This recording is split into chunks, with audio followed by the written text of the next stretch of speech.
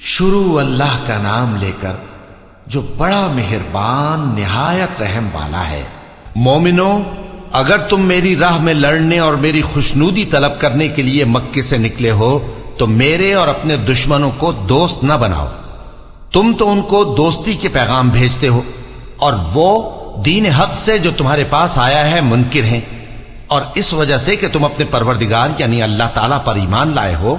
پیغمبر صلی اللہ علیہ وآلہ وسلم کو اور تم کو جلا وطن کرتے ہیں۔ تم ان کی طرف پوشیدہ پوشیدہ دوستی کے پیغام بھیجتے ہو، اور جو کچھ تم مخفی طور پر اور جو علل اعلان کرتے ہو وہ مجھے معلوم ہے، اور جو کوئی تم میں سے ایسا کرے گا وہ سیدھے رستے سے بھٹک گیا۔ اگر یہ کافر تم پر قدرت پالیں تو تمہارے دشمن ہو جائیں، اور ایذا کے لیے تم پر ہاتھ بھی چلائیں اور زبانیں بھی، اور یہ چاہتے ہیں کہ تم کسی طرح کافر ہو جاؤ۔ قیامت کے دن نہ تمہارے رشتے ناتے کام آئیں گے اور نہ اولاد۔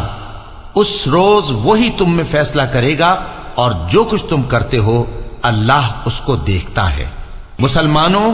تمہیں ابراہیم اور ان کے رفقا کی نیک سیرت کو اپنانا ضروری ہے۔ جب انہوں نے اپنی قوم کے لوگوں سے کہا کہ ہم تم سے اور ان بتوں سے جن کو تم اللہ کے سوا پوجتے ہو بے تعلق ہیں،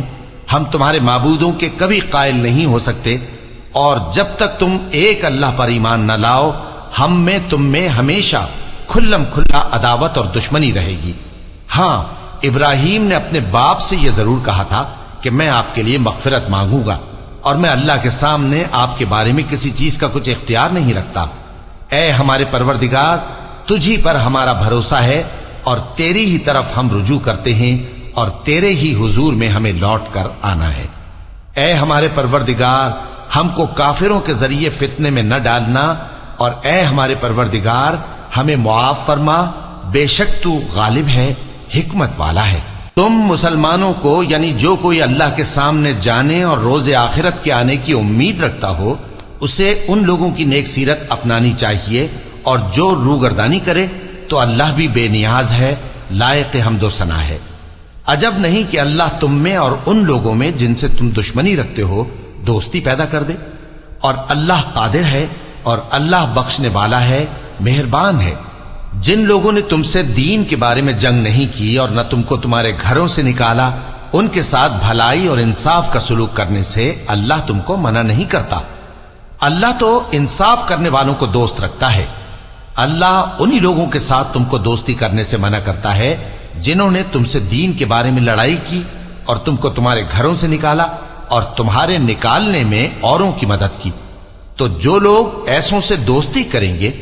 وہی ظالم ہیں۔ مومنوں، جب تمہارے پاس مومن عورتیں وطن چھوڑ کر آئیں تو ان کی آزمائش کر لو، اور اللہ تو ان کے ایمان کو خوب جانتا ہے۔ سو اگر تم کو معلوم ہو کہ وہ مومن ہیں تو ان کو کفار کے پاس واپس نہ بھیجو کہ نہ یہ ان کو حلال ہیں اور نہ وہ ان کو حلال ہیں، اور جو کچھ انہوں نے ان پر خرچ کیا ہو وہ ان کو دے دو، اور تم پر کچھ گناہ نہیں کہ ان عورتوں کو مہر دے کر ان سے نکاح کر لو، اور کافر عورتوں کے ساتھ تعلقات نکاح باقی نہ رکھو، یعنی انہیں کفار کو واپس دے دو، اور جو کچھ تم نے ان پر خرچ کیا ہو تم ان سے طلب کر لو، اور جو کچھ انہوں نے اپنی عورتوں پر خرچ کیا ہو وہ تم سے طلب کر لیں۔ یہ اللہ کا حکم ہے جو تم میں فیصلہ کیے دیتا ہے، اور اللہ جاننے والا ہے، حکمت والا ہے۔ اور اگر تمہاری بیویوں میں سے کوئی تمہارے ہاتھ سے نکل کر کافروں کے پاس چلی جائے اور اس کا مہر وصول نہ ہوا ہو، پھر تم ان سے جنگ کرو اور ان سے تم کو غنیمت ہاتھ لگے، تو جن کی بیویاں چلی گئی ہیں ان کو اس مال میں سے اتنا دے دو جتنا انہوں نے خرچ کیا تھا، اور اللہ سے جس پر تم ایمان لائے ہو ڈرتے رہو۔ اے پیغمبر صلی اللہ علیہ وآلہ وسلم،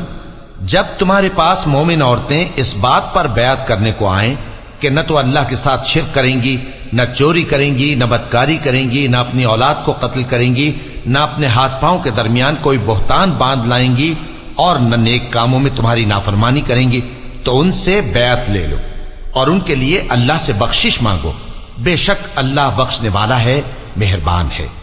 مومنوں، ان لوگوں سے جن پر اللہ غصے ہوا ہے دوستی نہ کرو، کیونکہ جس طرح کافروں کو مردوں کے جی اٹھنے کی امید نہیں، اسی طرح ان لوگوں کو بھی آخرت کے آنے کی امید نہیں۔